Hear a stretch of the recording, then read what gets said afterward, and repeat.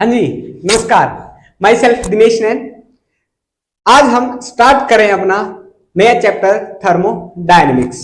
देखिए, आप यहाँ इस चैनल पर पढ़ने का आपका बेनिफिट सबसे ज्यादा ये रहेगा कि मैं आपको कम से कम समय के अंदर ज्यादा से ज्यादा कंटेंट डिलीवर करने की कोशिश करता हूं और आपकी प्रेफरेंस यही होनी चाहिए कि आपका टाइम बचता रहे। क्यों? Time is the important thing. ठीक है, टाइम इज मनी, टाइम पैसा है, तो आपका टाइम बचना चाहिए और इसीलिए हम चीजें जो है कम टाइम के अंदर ज्यादा से ज्यादा डिलीवर करने की कोशिश करते हैं। तो अपने चैनल को जो आप लोग सब्सक्राइब कर लीजिएगा। यहाँ पर हम थर्मोडायनेमिक्स का अपना नीट जेई के लिए पूरा कोर्स यहाँ पर हम डालेंगे। अभी जो है 1-to-1 वीडियो आपको मिलती जाएंगी थर्मोडायनेमिक्स के लिए। तो चलिए स्टार्ट करते हैं कि थर्मोडायनेमिक्स होती क्या है और इसके बारे में हम क्यों पढ़ रहे हैं। ठीक है, देखिए, पहली बात तो ये थर्मोडायनेमिक्स पढ़ क्यों रहे हैं, क्योंकि भाई थर्मो के अंदर जो है हम यूज करते हैं कि लेस एनर्जी के अंदर ज्यादा से ज्यादा हमें काम मिले, कि मतलब एफिशिएंसी बढ़ाने के लिए। ठीक है, to increase efficiency, to increase efficiency, efficiency बढ़ाने के लिए हम थर्मोडायनेमिक्स का यूज करते हैं। ठीक है, इसको हमें पढ़ना पड़ता है। अच्छा, अब ये लागू कहां होती है? देखिए, पीछे आपने जो पिछले वाले चैप्टर पढ़े हैं वो कहां पढ़े? माइक्रोस्कोपिक स्केल के ऊपर पढ़े हैं। आपको एटम एक्चुअली में दिखता नहीं है, लेकिन आपको उसको इमेजिनेशन करना पड़ता है। लेकिन थर्मो के साथ ऐसा खेल नहीं है। थर्मो सबसे प्यारी जो है यूनिट बन जाती है इसी कारण, क्योंकि ये मैक्रोस्कोपिक के ऊपर आप इसे ऑब्जर्व कर सकते हो, आप देख सकते हो कि कहां कहां जो है प्रोसेसेस हो रही हैं, कहां नहीं हो रही है। इसीलिए थर्मोडायनेमिक्स बहुत इंटरेस्टिंग बन जाता है। ओके, तो जो थर्मोडायनेमिक्स हम माइक्रोस्कोपिक स्केल के ऊपर ना पढ़कर कहां पर पढ़ते हैं? मैक्रोस्कोपिक थिंग्स के लिए, मैक्रोस्कोपिक थिंग्स के लिए। ठीक है, तो ये अप्लाई होगी, लिख लीजिए, applied on macroscopic things. Okay, मतलब जिन चीजों को हम देख सकते हैं, ऑब्जर्व कर सकते हैं अपने पास, तो वो जो टॉपिक अपने आप में एक इंटरेस्टिंग चीज बन जाता है। तो हमें यही चीज चाहिए जो मैक्रोस्कोपिक स्केल के ऊपर होती है। ठीक है, अब थर्मोडायनेमिक्स के ऊपर आते हैं कि इसको हम पढ़ते क्यों हैं। पढ़ते क्यों हैं? थर्मो का मतलब होता है वही, वैसे तो हीट होता है, वैसे तो हीट होता है, और डायनेमिक्स का मतलब होता है फ्लो होना या चेंज होना। ओके, अब आप लोग कई लोग जो बोलोगे कि ये तो एनर्जी के लिए रिलेटेड होता है।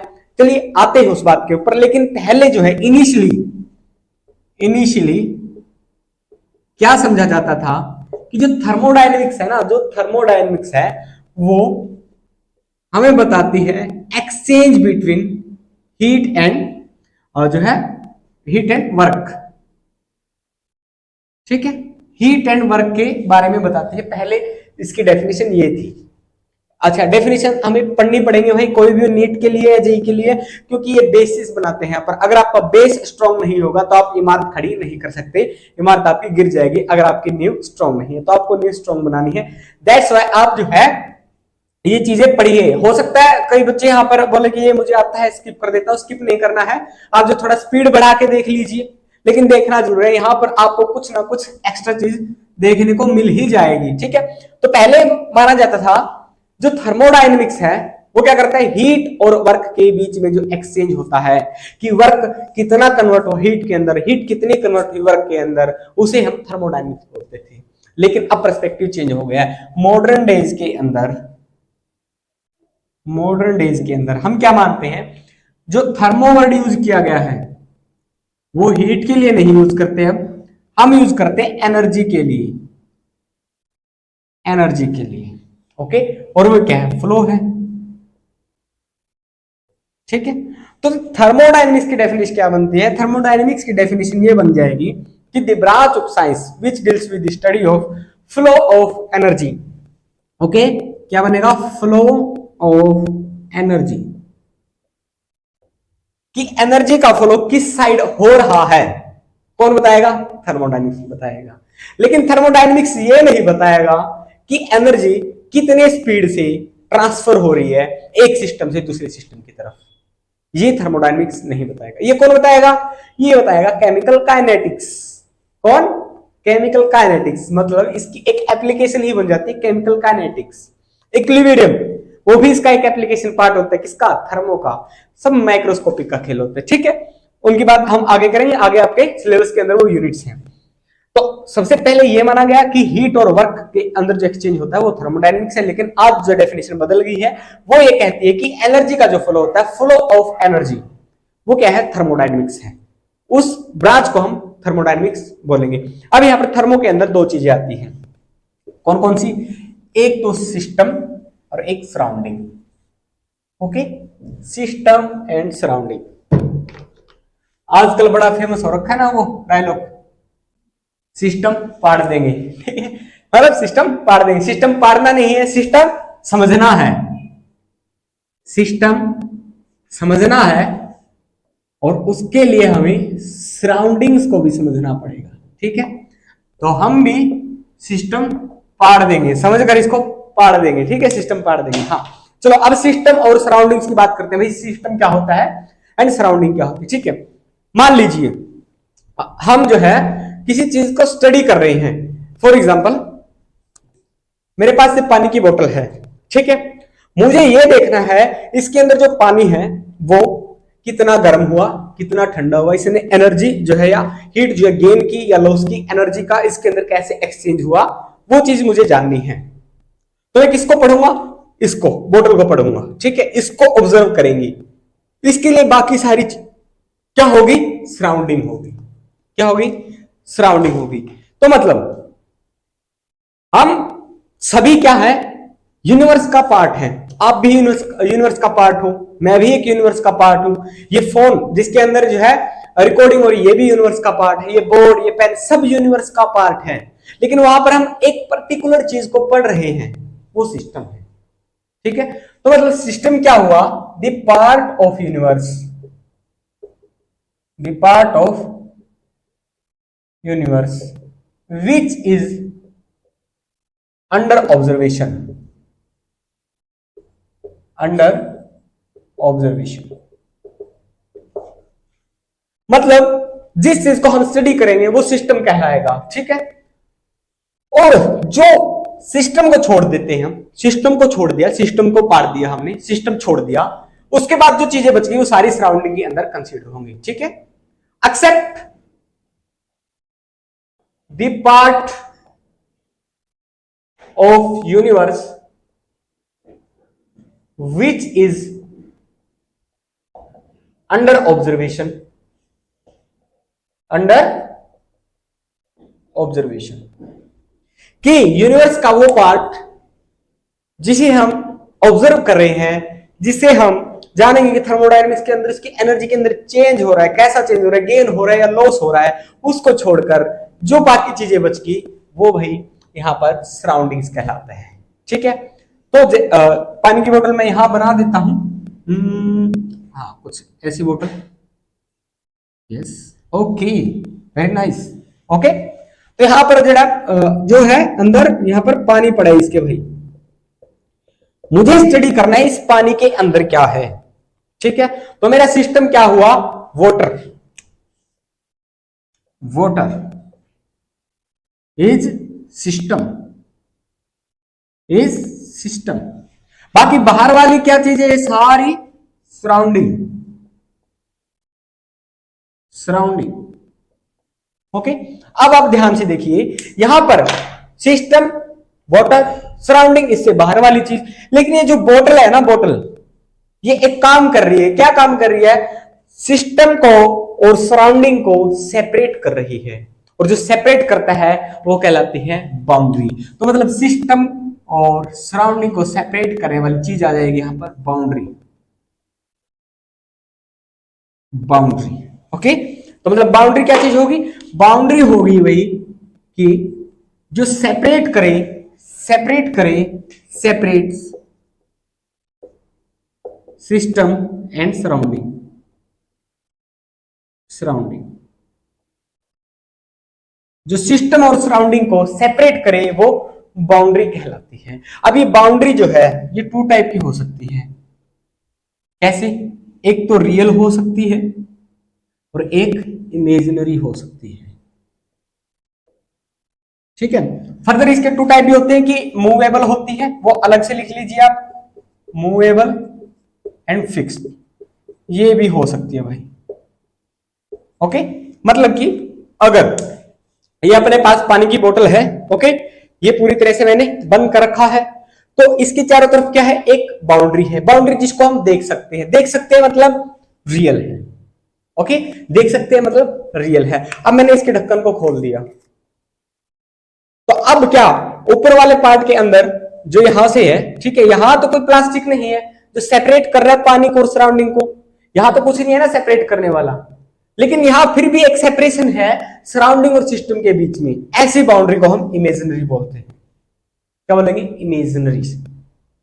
ओके, तो बाउंड्री का समझे, मूवेबल और इमूवेबल। देखिए अब ये बोतल जो फिक्स है, इसकी बाउंड्री फिक्स है, ओके, मूव नहीं कर रही, लेकिन वहीं पर आपके पास कोई ऐसा वेसल हो जिसकी पिस्टन जो है मूव करता है, पिस्टन मूव करता होता है, ऊपर नीचे चला जाए, तो मतलब वहां पर बाउंड्री क्या कर रही है, उसकी मूव कर रही है, बाउंड्री मूव कर रही है। ओके, पिछले चैप्टर के अंदर हमने पढ़ा भी है, जो स्टेट ऑफ मैटर है गैसेस के अंदर, वहां पर पिस्टन का यूज किया था। ओके, टेम्परेचर बढ़ाते हैं, प्रेशर बढ़ाते हैं, तो वो मूवेबल बाउंड्री होगी। ओके, तो सराउंडिंग हो गया यहाँ पर कंप्लीट, यहाँ पर अपने बाउंड्री कंप्लीट होगी। अब सिस्टम को हमें अच्छे से समझना है, सिस्टम तभी जो है समझना इसीलिए जरूरी है क्योंकि सिस्टम से ही सारी चीजें चलती है भाई, क्योंकि ऑब्जर्व हमें सिस्टम ही करना है। देखिए सिस्टम को जो है अलग अलग टाइप्स के अंदर डिवाइड किया गया है। ओके, तो सबसे पहले हम सिस्टम के सिंपल टाइप के ऊपर चलते हैं, जो बेसिक टाइप के अंदर इनको डिवाइड किया गया। पहला है ओपन सिस्टम, दूसरा है क्लोज सिस्टम,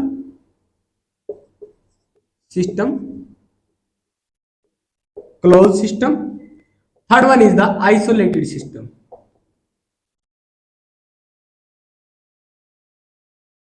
ओके, तो यहां पर तीन टाइप का सिस्टम अपने पास हो गया। सराउंडिंग हमने कंप्लीट कर दिया, बाउंड्री हमने कंप्लीट कर दिया। यहां पर सिस्टम को समझना भाई। ओपन सिस्टम, ओपन सिस्टम कैसे, अब चाय पी रहे हो सुबह, क्या होगा, आप चाय का कप को मेजर करके कप को रख दीजिए, अलग से रख दीजिए। ये यूं कीजिए कि पानी को आप जो है गैस के ऊपर रखिए, उबाल रहे हैं पानी, ठीक है, पहले मार्क कर लीजिएगा कि यहां पर इसके अंदर इतना पानी है, लेकिन आप आफ्टर सम टाइम आप ये देखोगे, ठीक है, उबालकर हमने रख दिया, पहले रख देते हैं उबालकर, ठीक है, मान लेते हैं हमने यहां पर एक कप लिया चाय का, वेरी नाइस, ओके, पहले यहां तक चाय इसके अंदर है, ओके। अब कुछ टाइम बाद आप देखोगे इसको अगर खुला छोड़ दिया, ढकना नहीं है इसको, ठीक है, ये खुला है, ये खुला है, ठीक है, इसको ढकना नहीं है, क्या होगा, कुछ टाइम बाद चाय जो है आपको कम मिलेगी, ठीक है, ज्यादा कम नहीं मिलेगी लेकिन हल्की फुल्की कम हो जाएगी, नोटिसेबल है, नोटिस कर सकते हैं हम इस चीज को, ठीक है, वो कम हो जाएगी और साथ में ठंडी भी हो जाएगी, ठीक है, कम भी हो गई ठंडी भी हो गई। अब कम हुई मतलब मैटर जो है कम हो गया, किसका, सिस्टम का, कहां चला गया, सराउंडिंग में चला गया।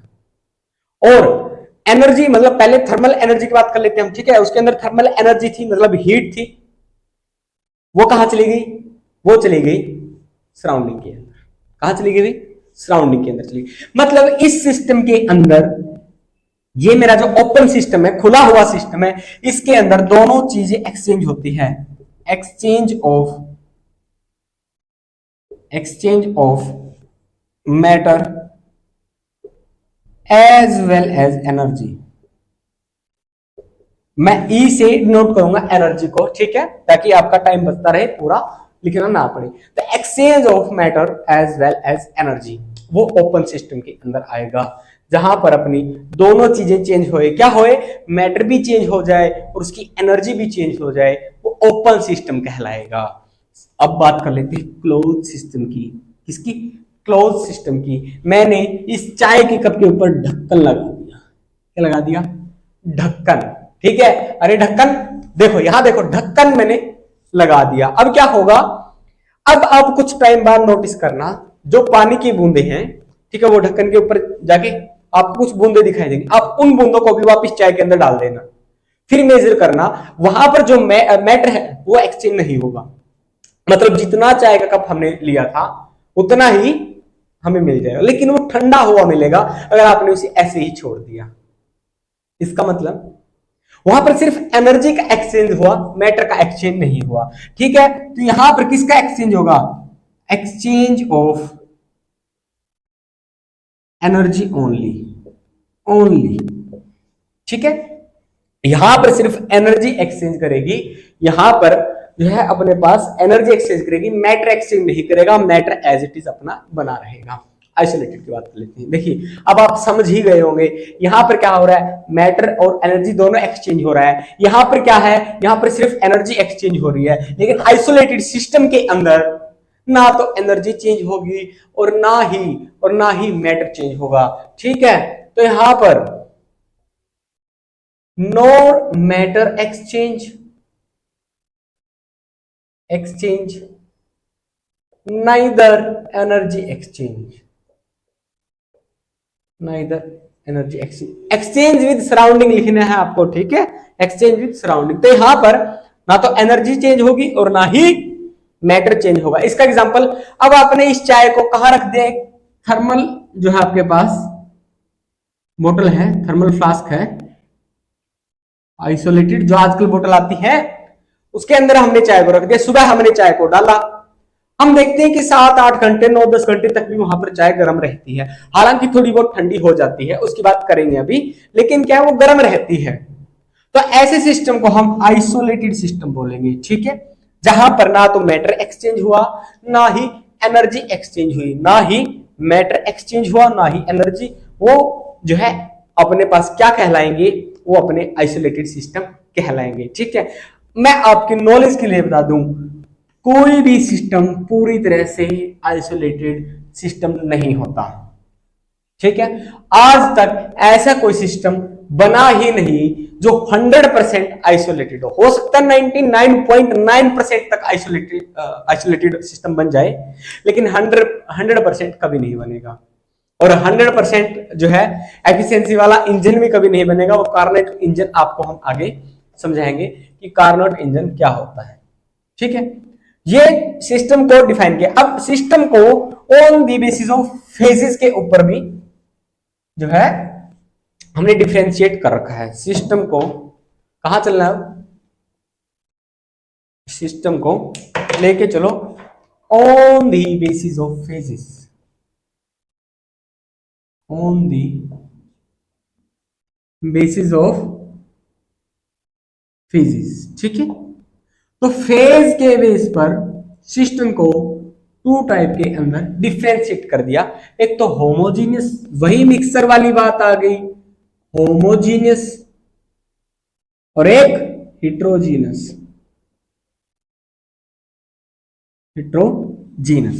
होमोजीनियस, होमो का मतलब क्या होता है सेम, जीनस मतलब फेज, मतलब ऐसा सिस्टम जिसके अंदर सेम फेज हो, ठीक है। इन विच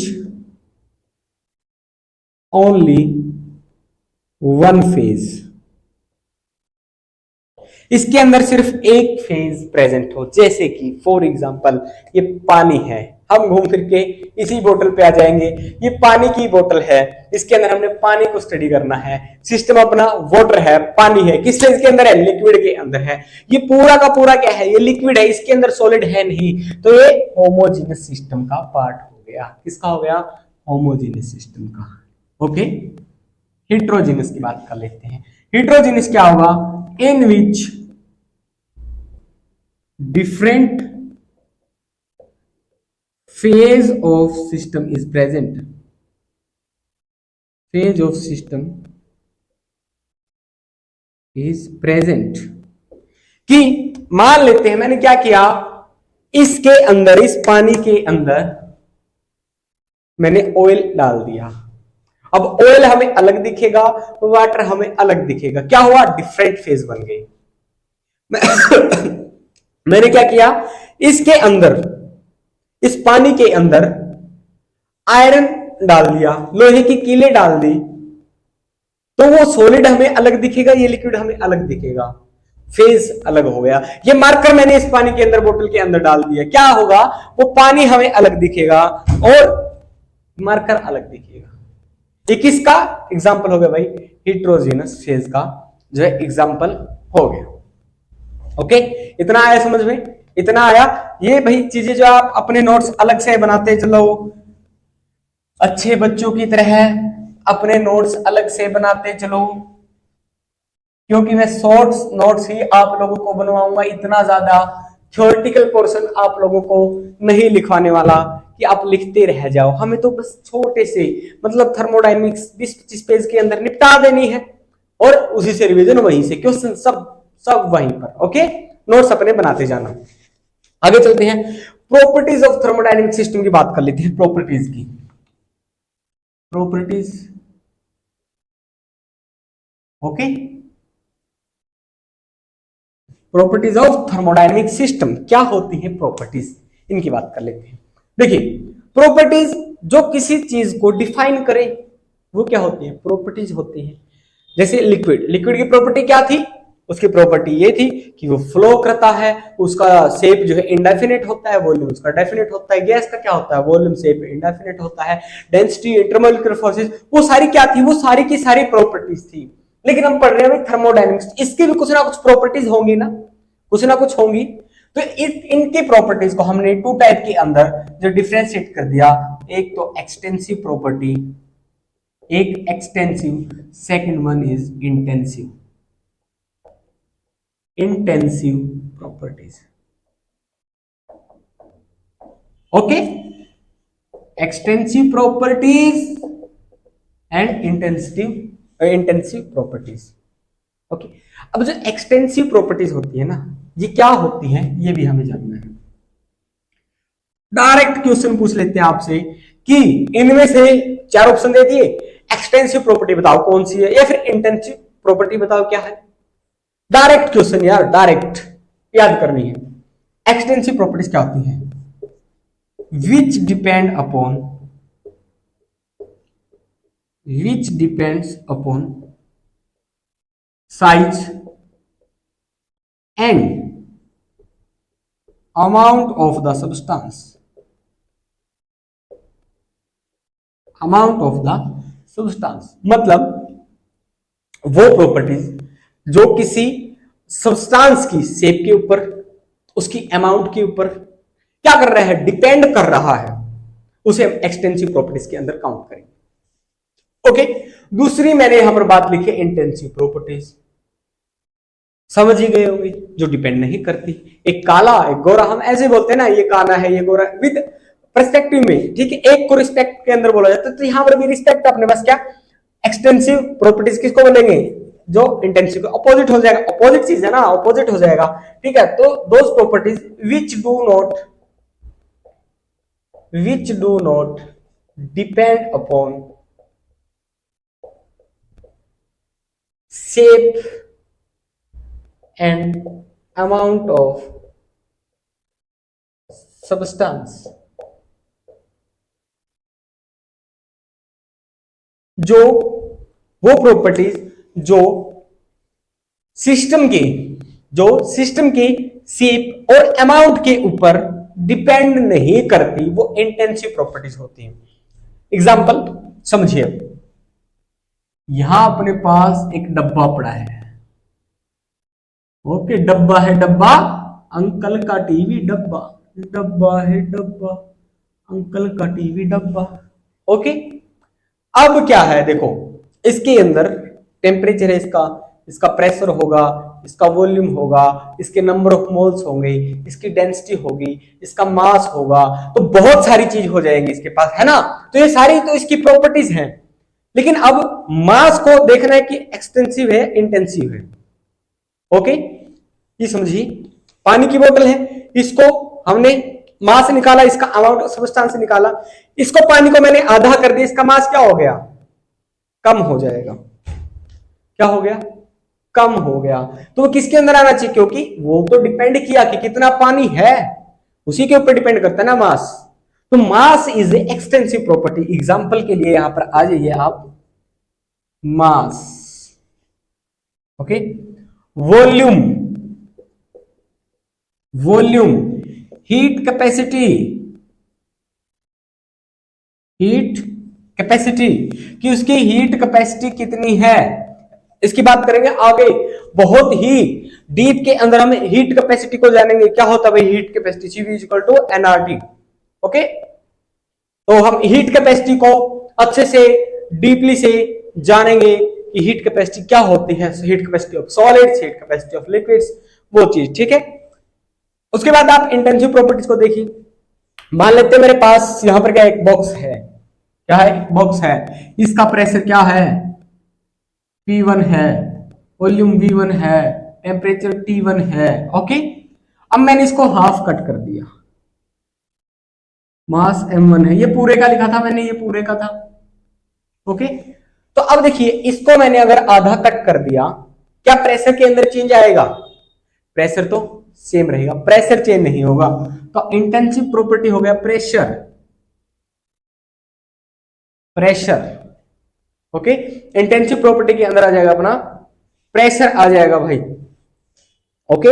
इंटेंसिव प्रॉपर्टी के अंदर प्रेशर आ गया। टेम्परेचर, अगर इस हाफ के अंदर आगे हम जीरोथ लॉ पढ़ेंगे, zeroth law of thermodynamics, okay.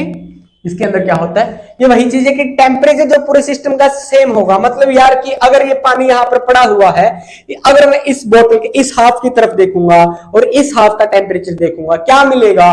Same मिलेगा। ये तो नहीं है ना कि यहाँ टेम्परेचर ज्यादा होगा, यहाँ कम हो गया, यहाँ ज्यादा, यहाँ, ऐसा तो नहीं होता। तो जब मैंने इसको हाफ कर दिया तो इस साइड का भी टेम्परेचर सेम आ जाएगा, इस साइड का भी टेम्परेचर सेम आ जाएगा। तो टेम्परेचर तो चेंज नहीं हुआ, तो टेम्परेचर कैसी प्रॉपर्टी आ गई? टेम्परेचर जो है मेरे पास इंटेंसिव प्रॉपर्टी आ गई, टेम्परेचर, ओके। अगर हम देखिए, अगर हम एक्सटेंसिव प्रॉपर्टीज के आगे ये लिख लीजिए आप, स्पेसिफिक वर्ड का यूज करें या मोलर वर्ड का यूज करें, तो वो इंटेंसिव प्रॉपर्टी के अंदर कन्वर्ट हो जाएगी। जैसे कि specific heat capacity, specific heat capacity किसके अंदर आ जाएगी? ये इंटेंसिव प्रॉपर्टी बन जाएगी। मोलर हीट कैपेसिटी किसके अंदर? इंटेंसिव प्रॉपर्टी के अंदर। स्पेसिफिक क्या होता है? 1 ग्राम जो है सब्सटेंस ले रहे हैं, उसका हीट कैपेसिटी वगैरह चेक करने के लिए।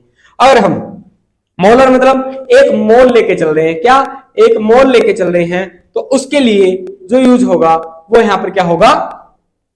इंटेंसिव प्रॉपर्टी के अंदर आ जाएगा, ठीक है। एक इंथैल्पी होती है भाई, इंथैल्पी,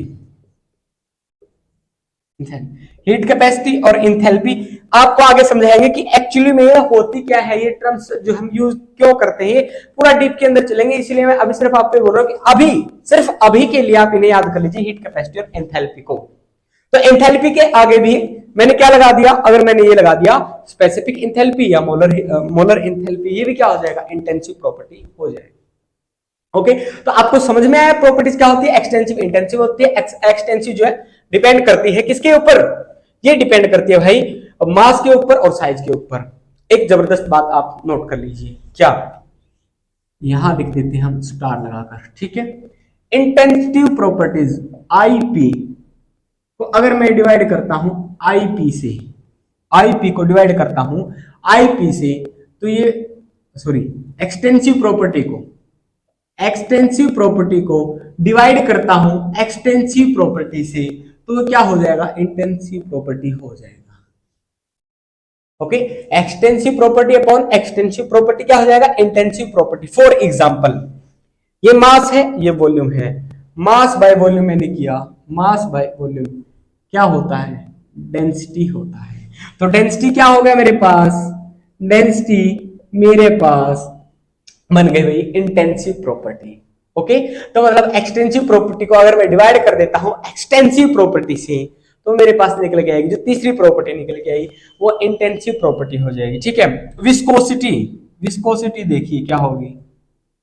ये इंटेंसिव प्रॉपर्टी होती है, मतलब ये नेचर के ऊपर डिपेंड करती है यार। ये क्वालिटेटिव होती है, ये क्वांटिटेटिव होती है, ये क्वालिटेटिव है। विस्कोसिटी अगर आप सेम एग्जांपल वही अपना पानी वाला, इसका यहां से विस्कोसिटी निकालो, यहां से विस्कोसिटी निकालो और यहां से विस्कोसिटी निकालो, क्या आएगा? सेम आएगा। हर जगह से इसका सेम विस्कोसिटी निकल के आएगा। और ये सेम विस्कोसिटी जो होता है भाई, सेम विस्कोसिटी हो गया हर जगह पे, मतलब ये डिपेंड नहीं कर रहा कि कितना अमाउंट है कितना नहीं है। तो हम इसे कहां डालेंगे? इंटेंसिव प्रॉपर्टी के अंदर डालेंगे, ओके। तो अपने थर्मोडायनेमिक्स का फर्स्ट लेक्चर था, यहां पर हमने बेसिक्स जो है समझाने की आपको कोशिश की है। आई होप कि आप लोगों को समझ में आ गया होगा। हम जो है आगे कंटिन्यू करेंगे, अपना एक लेक्चर और आ जाएगा जो अपना बेसिक फाउंडेशन तैयार हो जाएगा थर्मोडायनेमिक्स का। उसके बाद न्यूमेरिकल स्टार्ट हो जाएंगे जो आपके इंपॉर्टेंट है। न्यूमेरिकल करने से पहले आपको ये चीजें आनी चाहिए, ये चीजें बहुत जरूरी होती है, यहां से डायरेक्ट क्वेश्चन पूछे जाता है। ओके, तो मिलते हैं हम अगले लेक्चर के अंदर। चैनल को सब्सक्राइब कर लीजिएगा और जो है वीडियो को जो है शेयर कर देना अपने फ्रेंड्स के साथ भी, क्योंकि भाई सभी को मिलना चाहिए। चलिए चलते हैं अभी। जय हिंद।